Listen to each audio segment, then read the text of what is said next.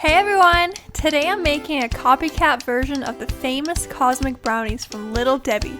A lot of us grew up eating these at some point and probably still do because they're still around, but it's so easy to make your own, so why not try?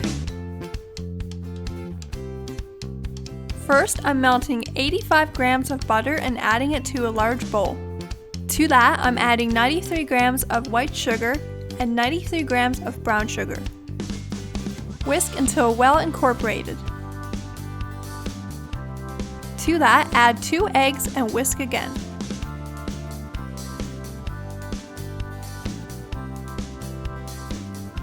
Sift in 65 grams of flour and 50 grams of cocoa powder. And half a teaspoon of salt.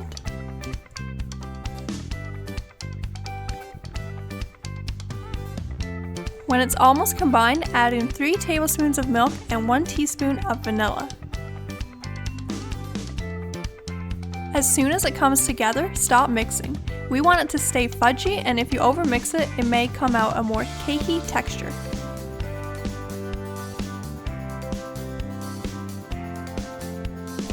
I'm adding parchment paper to my pan, and I use a 12-inch by 7-inch pan, but you can also use a 9 by 9 pan.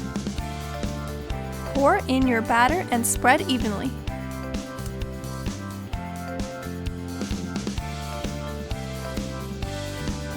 Bake at 350 Fahrenheit for around 20 minutes. For the ganache on top, heat up a 1/4 cup of cream and pour it over 100 grams of milk chocolate.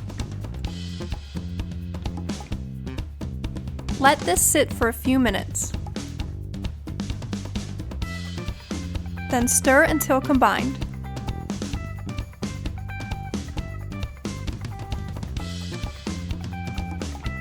Now evenly spread over your cooled brownie.